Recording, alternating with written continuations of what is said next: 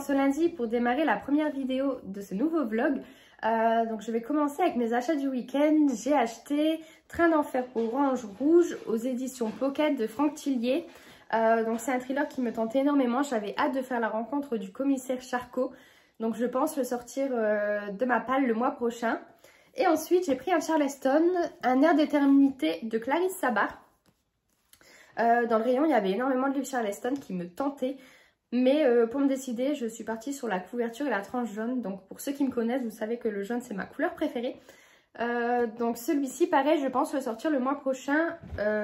En plus, j'en ai lu que des bons avis. Donc j'ai vraiment hâte. Et pour vous parler de ma lecture en cours, donc je suis toujours sur Les héritières de Loweneuf, Le secret de Mathilda de Karina Baumann aux éditions Charleston. Donc j'ai pas trop avancé ce week-end parce que j'ai été invitée chez ma belle-mère, on a fait la fête des mères et tout, donc assez compliqué, mais j'en suis à la moitié. Je vais pas vous faire de résumé parce que c'est très compliqué, étant donné que c'est un tome 2, je vais plus vous lire la 4e de couverture. Du coup, ça dit: Stockholm, 1931. Depuis la mort de son père quelques années plus tôt, Mathilda Wallin vit seule avec sa mère. Quand cette dernière décède brutalement, Agneta Lejongar, une mystérieuse comtesse, lui annonce qu'elle est désormais sa tutrice et l'emmène dans sa majestueuse propriété de Loweneuf. Rongée par la peur et le doute, la jeune orpheline de 17 ans est projetée dans un monde intimidant de luxe et de raffinement dans lesquels elle a bien du mal à trouver sa place. Prise dans le carcan d'un milieu qui n'est pas le sien, Mathilda décide de tout faire pour découvrir le secret qui entremêle son destin à celui des Lejongar. Mais ses recherches sont rapidement entravées par une nouvelle guerre qui vient menacer l'Europe, bouleversant à jamais la vie au domaine.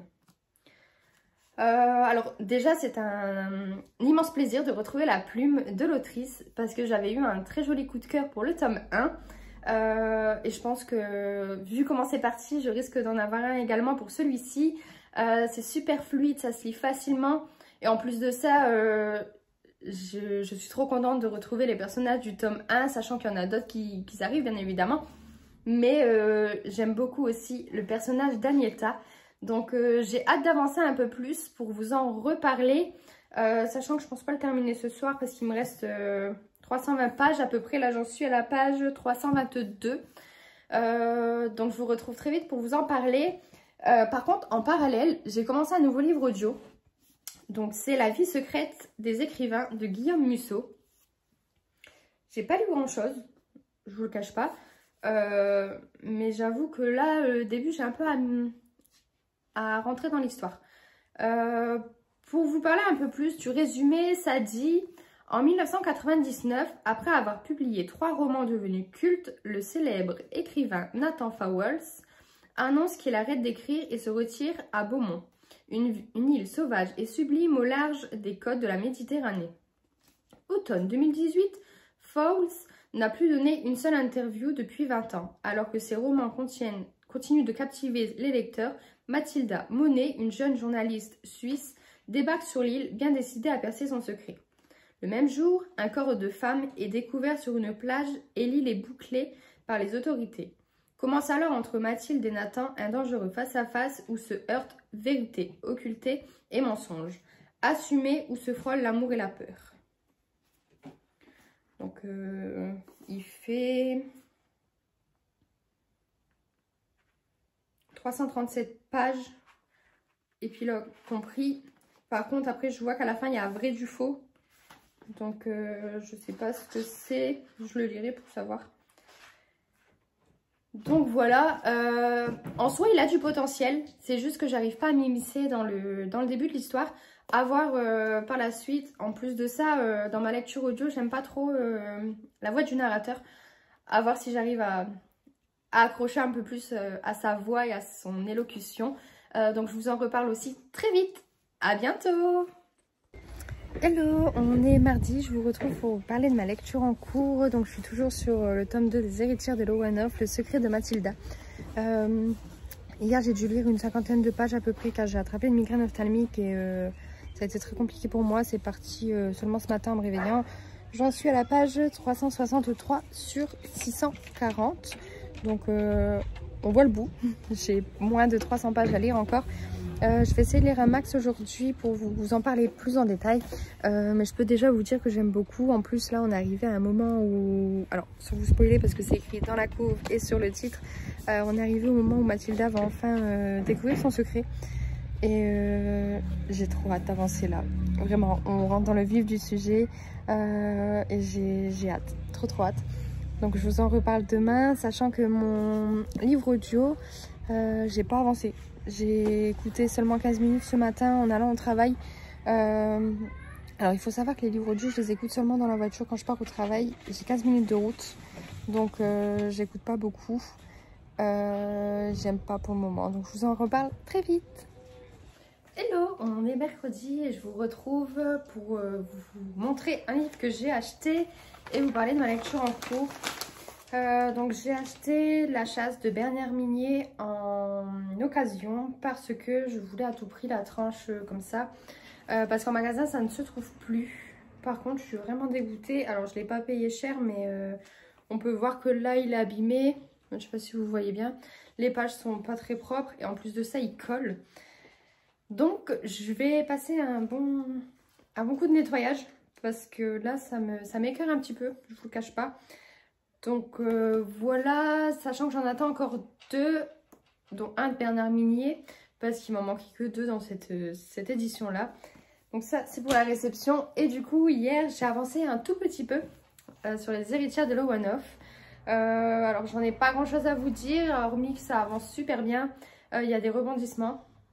Et j'aime beaucoup le côté historique parce que ça se passe dans les années 1930 et enfin là on est un peu dans l'après, c'est-à-dire vous savez quand les femmes ont enfin le droit de vote, on est dans l'après où elles commencent à avoir le droit d'avoir le permis, de rouler des voitures. Donc j'aime vraiment beaucoup, j'aime beaucoup les personnages aussi, ça ne change pas et j'en suis à la page 418, donc il me reste à peu près 220 pages. Hier j'ai pas trop avancé car ma migraine est revenue, donc j'espère que ce soir j'en aurai pas et que je pourrai avancer un grand maximum dans ma lecture. Je sais que je terminerai pas ce soir, ça c'est sûr, mais pourquoi pas demain. Donc je vous en reparle très vite, sachant que j'ai pas pris mon livre de ma lecture audio, mais en audio je lis La vie secrète des écrivains de Guillaume Musso.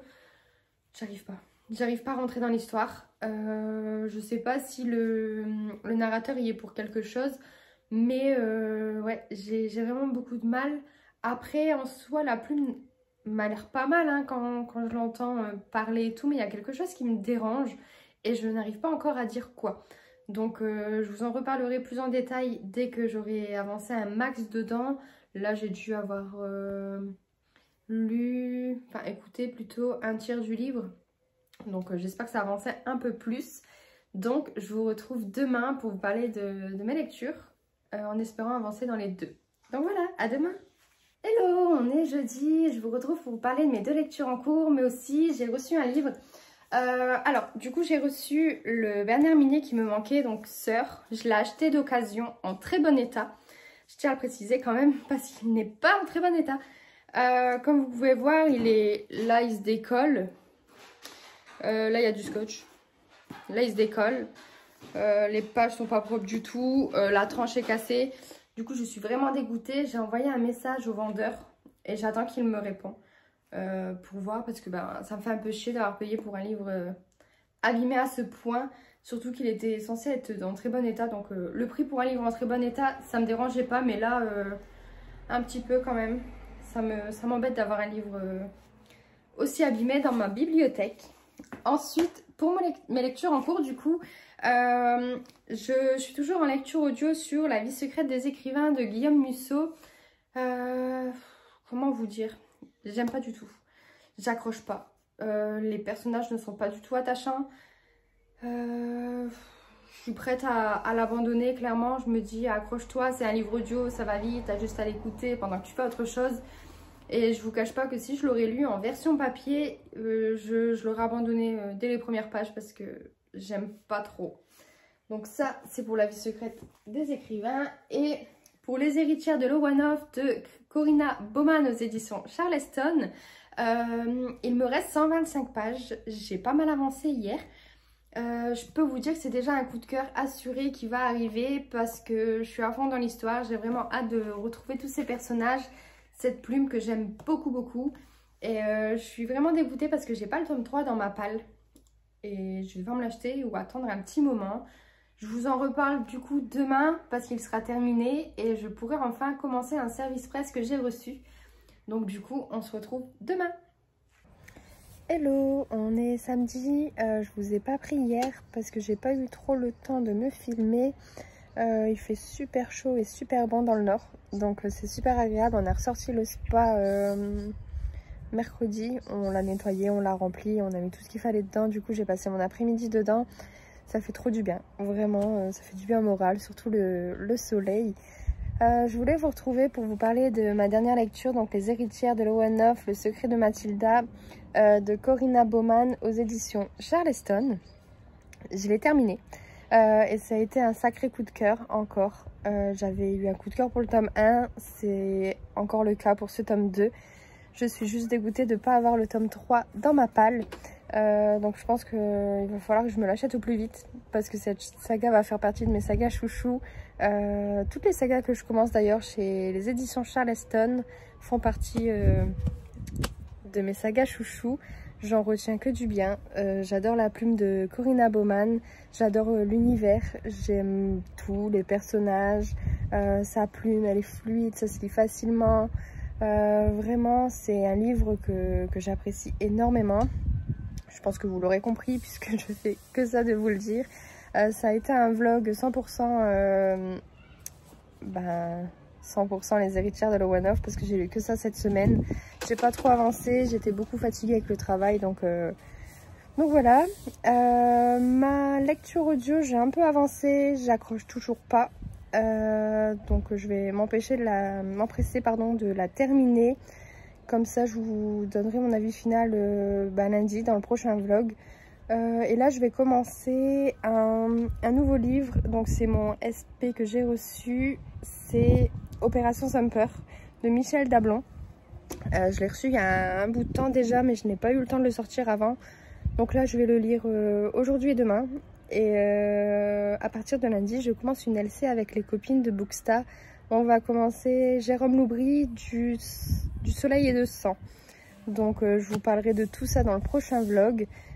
Sur ce, je clôture ce vlog et on se retrouve lundi pour démarrer le nouveau vlog en espérant que j'aurai plus de choses à vous dire. Je vous fais des gros bisous.